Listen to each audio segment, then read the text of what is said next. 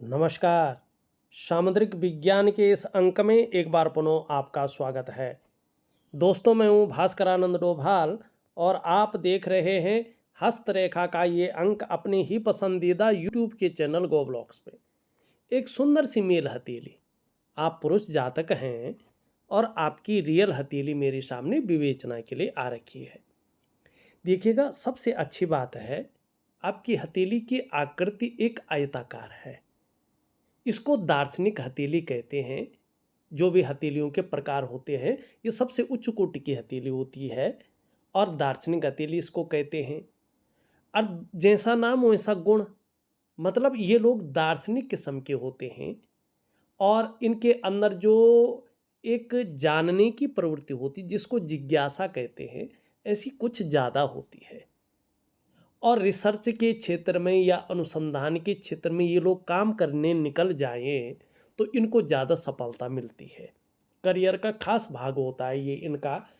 दूसरी बात अगर कहूँ, ये एनालिटिकल किस्म के व्यक्ति होते हैं, इनका स्वभाव होता है।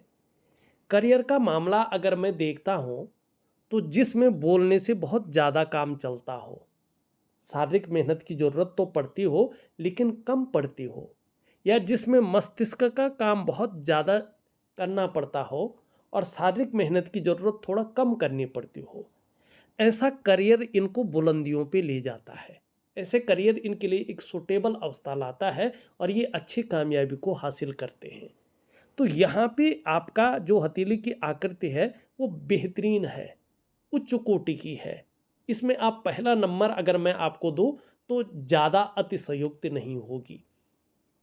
दूसरी बात करते हैं यहाँ पे, तो हथेली का जो रंगत है ये बहुत सुंदर स्थिति का है और धीरे धीरे डेवलप हो रहा है। इसमें डेवलपमेंट जो इसका है वो बढ़ रहा है।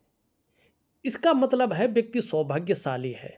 जैसी भी अभी स्थिति हो, आगे चलकर व्यक्ति बहुत अच्छा अपने जीवन काल में अपना भाग्योदय कराएगा अपने कर्म के अनुसार। तो ये दो चीज़ें आपके जीवन में एक बेहतरीन स्थिति ला रही है। हाँ, एक चीज़ ज़रूर आपके पूरे जीवन में रहेगी, क्योंकि आपका जो भाग्य स्थान है शनि, शनि पर्वत, उस पे जो फिंगर है वो आगे उसका टिप देखें तो रिंग फिंगर की तरफ बहुत ज़्यादा कर्व ले रहा है, झुक रहा है।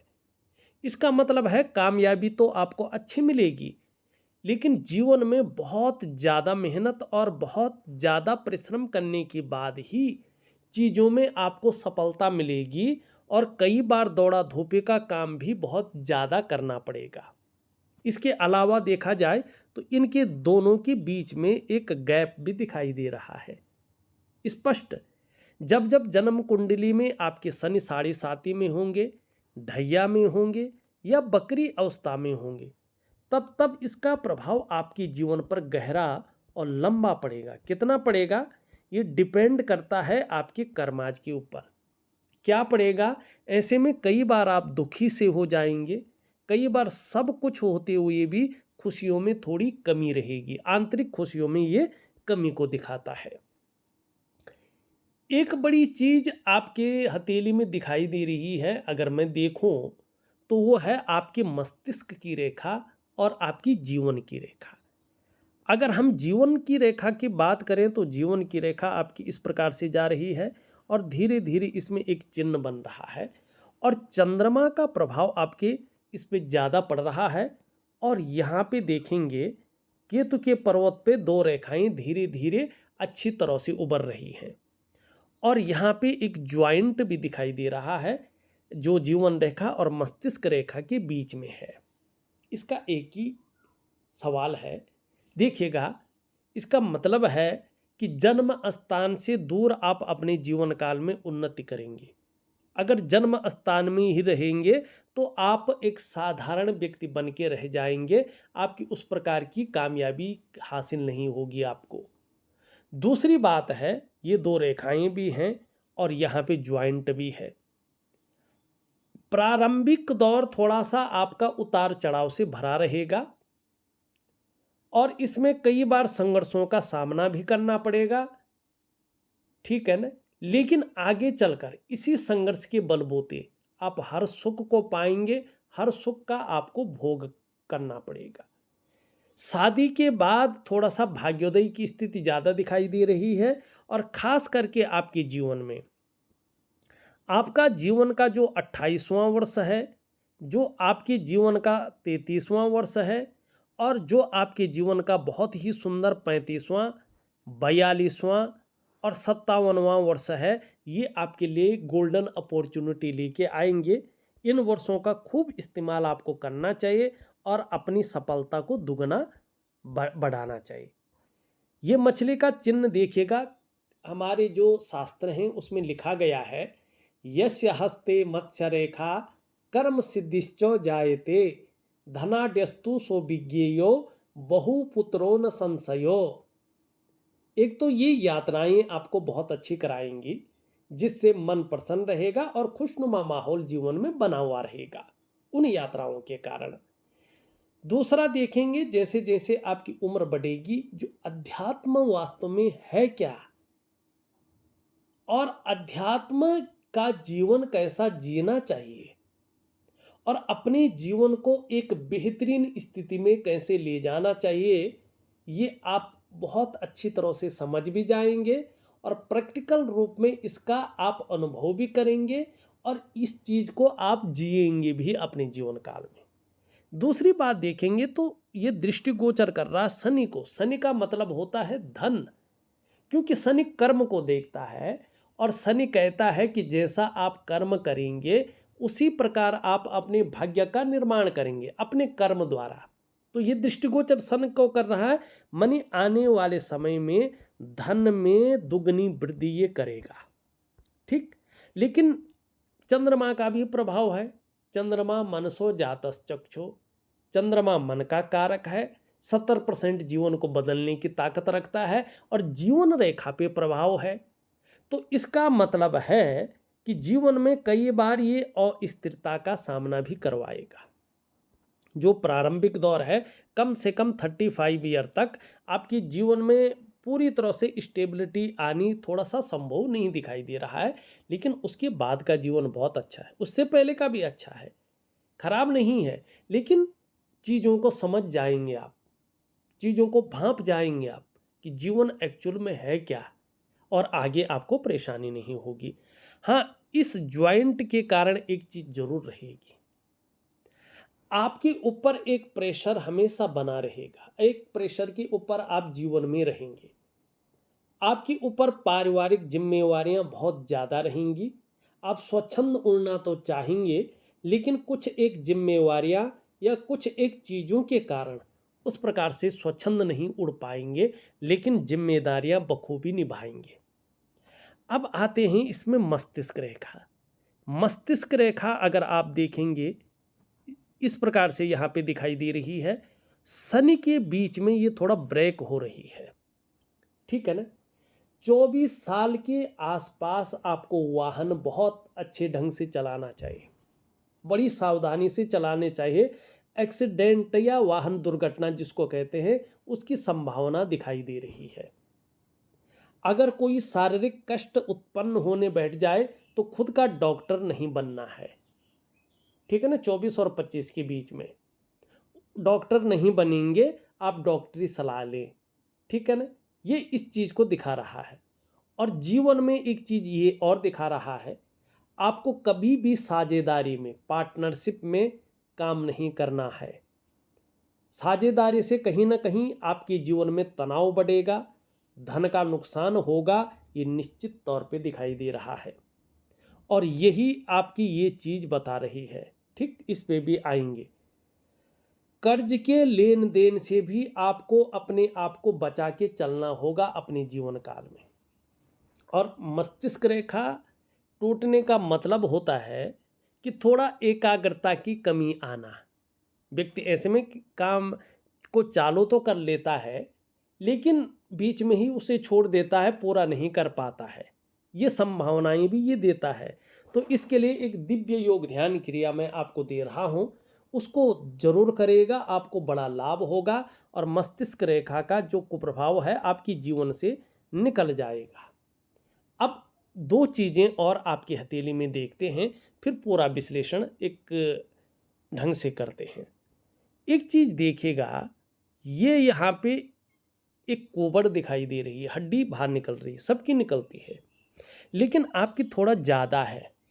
इसका मतलब है कि बौद्धिक स्तर आपका बहुत अच्छा है, ठीक है ना, ये बहुत अच्छी चीज़ है।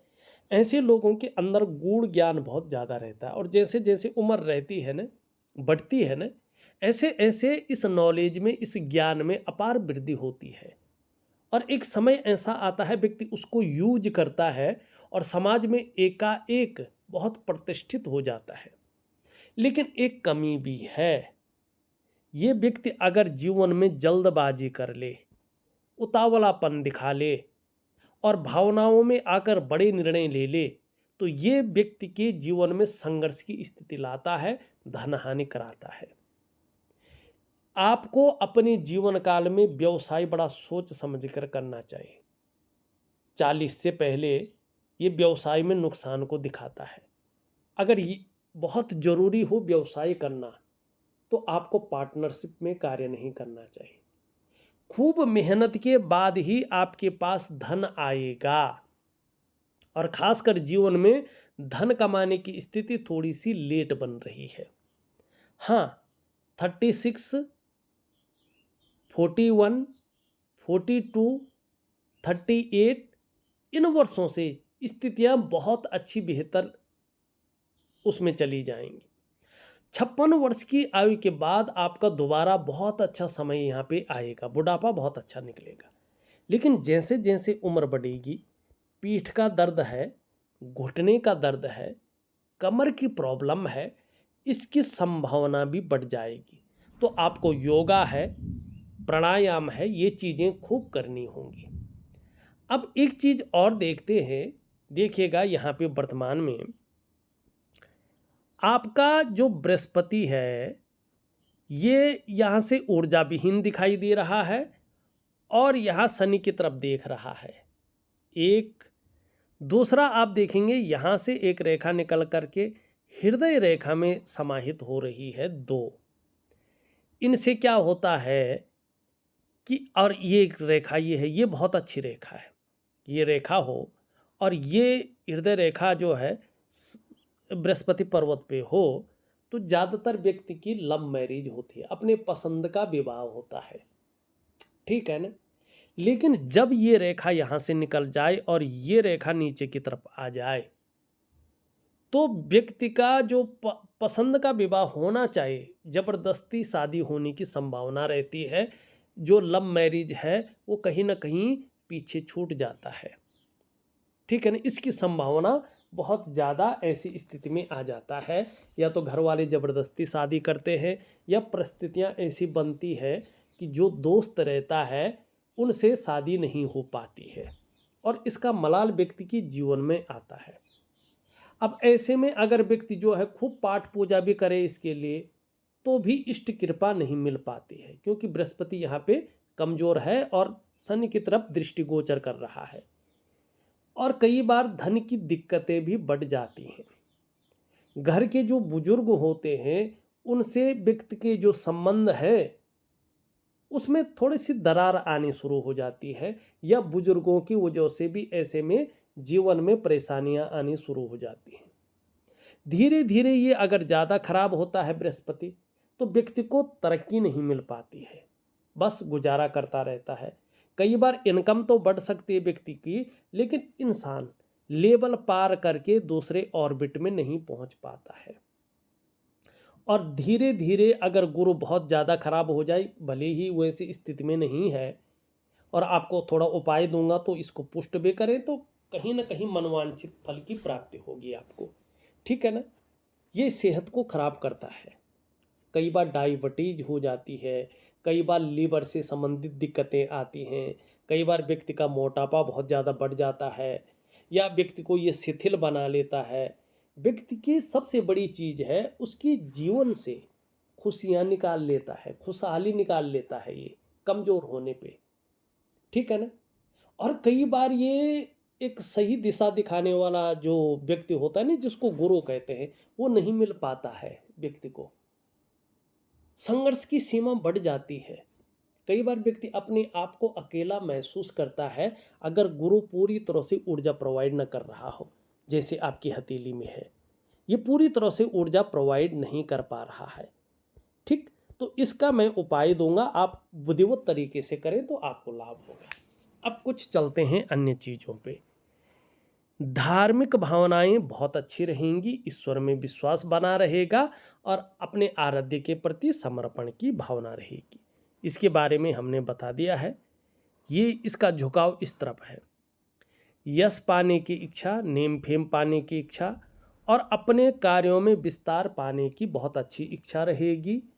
ठीक है ना, सूर्य के नैसर्गिक गुणों के कारण ये इससे बड़ा है, इससे छोटा है, तो जीवन में रिस्क लेने की ताकत रहेगी, जोखिम उठाने की ताकत रहेगी और इस रिस्क लेने में, इस जोखिम उठाने में कहीं कोई नुकसान हो भी जाए तो गिर कर पुनः उठने की ताकत भी रहेगी, जिसको हिम्मती स्वभाव कहते हैं। ये बहुत अच्छी चीज़ है। इसका झुकाव पूरी तरह से इसकी तरफ है। धन कमाने की ललक बहुत ज़्यादा रहेगी, लेकिन ये इसके पहले पौरों तक नहीं पहुंच पा रही है। तो धन के प्रबंधन में, कागजों के रखरखाव में, अकाउंटेबिलिटी में, फाइलिंग में और कम्युनिकेशन स्किल्स में थोड़ी सी कमी दिखाई दे रही है। इस कमी को नेचुरल तरीके से पूरा करने के लिए यहाँ तक आप नाखून बढ़ाएं तो आपके जीवन में बहुत अच्छी स्थिति आएगी। जल्दबाजी से बच के रहें तो आपके लिए बहुत अच्छा रहेगा। यहाँ पे देखेंगे तो वर्टिकल रेखाएं उभर रही है, ये आपके लिए अच्छे संकेत हैं। कार्य के प्रति जुझारूपन रहेगा।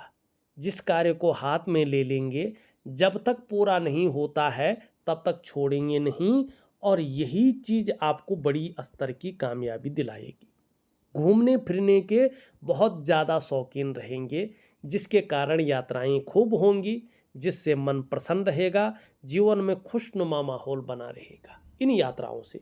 और आर्थिक दृष्टि से भी ये आपको बहुत ज़्यादा मजबूती प्रदान करेगी। ये बहुत अच्छा है और कहीं ना कहीं दुनिया को जानने का जो आपके अंदर एक अलग प्रकार की चीज़ें हैं ना, वो उभर कर आएंगी। शुक्र का पर्वत अगर देखेंगे तो इसके बारे में मेरे जो व्यूअर है वो ऑलरेडी जानते हैं। कला है, सौंदर्य है और सुंदरता है, इन सभी चीज़ों के लिए और एक सुखद जीवन जीने के लिए हथेली में इसका पुष्ट और सुंदर होना बहुत ज़रूरी है। अब आप देखेंगे तो आपकी हथेली में ये शुक्र सुंदर रूप में है, उभरा हुआ है, तेजोमय अवस्था में है।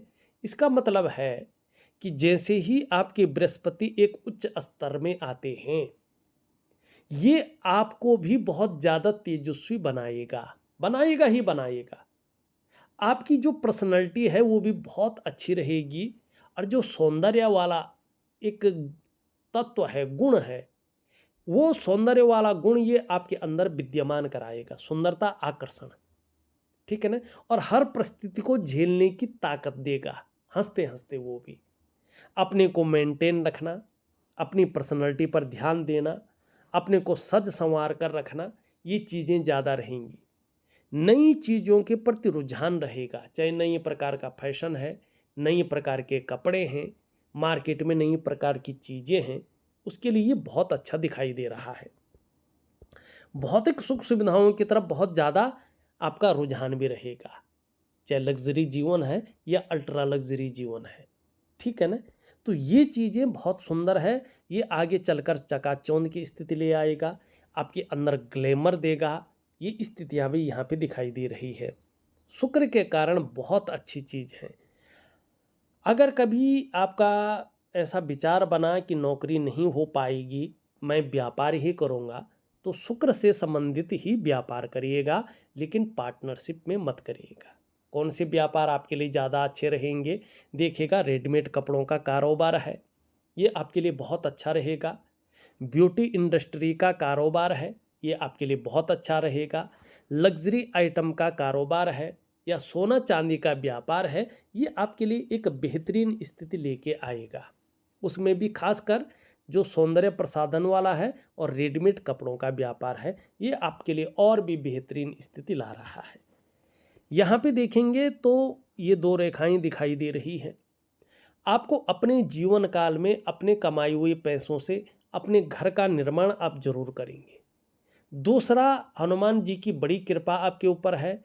मैं तो कहता हूं आप हनुमान जी की शरणागति चले जाइएगा। यदि आप पूरी तरह से हनुमान जी की शरणागति जाते हैं तो ऐसा कोई कार्य नहीं जो नहीं हो पाएगा। अगर आपने हनुमान जी की भक्ति सिद्ध कर ली तो जीवन में एक राजा जैसा जीवन आप जरूर व्यतीत करेंगे। ऊपरी मंगल आपका बहुत अच्छा है, जीवन में पराक्रम बहुत अच्छा रहेगा और एनर्जेटिक स्वभाव भी आपका बना रहेगा। यहाँ पे शुक्र की वजह से एक बात कहता हूँ मैं, और यहाँ पे जो मछली की वजह से आपकी शादी भी होगी, आपके संतान भी होंगे और आगे चलकर उनका सुख भी आप प्राप्त करेंगे। और पैतृक संपत्ति होगी तो निश्चित तौर पे पैतृक संपत्ति भी आपकी प्राप्त होगी। थोड़ा सा ये कमजोर भाव में बैठा हुआ है, ये धन का भी ग्रह है, शुभता भी ग्रह है, ठीक है ना, और माता पिता के आशीर्वाद का भी ग्रह है, देवगुरु बृहस्पति। तो आपकी हथेली में इस समय 2 वर्षों तक ये साधारण अवस्था में बैठे हुए हैं और इस अवस्था में ये आपके अंदर साधारणता देते हुए दिख रहे हैं, सामान्य व्यक्तित्व देते हुए इस समय दिखाई दे रहे हैं। तो थोड़ा सा जो है बृहस्पति का हल्का उपाय जरूर कीजिएगा। यहाँ पे अगर मैं देखता हूँ तो धीरे धीरे रेखाएं बन रही हैं, जब पुष्ट होंगी तब इसके बारे में बताएंगे। लेकिन शनि आपका अच्छा है, सूर्य आपका बेहतरीन है और बुध भी आपका बहुत अच्छा है, तो वाणी की ताकत बहुत अच्छी रहेगी, ठीक है ना कहीं जो है योजना बनाकर चलें तो आपको बड़ा लाभ होगा, ये इस प्रकार की चीज़ों को दिखा रही है। चंद्रमा हल्का अलग है, माँ के साथ थोड़ा मतभेदता उभर सकती है, कई बार मन थोड़ा खराब सा रह सकता है या इमोशनली थोड़ा परेशान हो सकते हैं, मन की एकाग्रता भंग हो सकती है और थोड़ा सा जो कहते हैं ना भावुकता बहुत ज़्यादा आ सकती है, ठीक, मन उदास उदास सा रह सकता है। तो इसके लिए थोड़ा सा उपाय दे रहा हूँ, जरूर करें। कुल मिला के अगर मैं बात करूँ तो आगे चलकर आपका जो जीवन है एक राजा की तरह है, शानदार स्थिति की है और एक रिसर्च और अनुसंधान वाला व्यक्तित्व आपका उभर कर आ रहा है। खूब लाभ लीजिएगा, ठीक है ना। और थोड़ा छोटे छोटे उपाय हैं दे रहा हूँ, करने की कोशिश करें, बहुत अच्छा लाभ होगा। इस वीडियो में बस इतना ही। एक नई वीडियो के साथ पुनः उपस्थित होऊंगा, तब तक के लिए नमस्कार।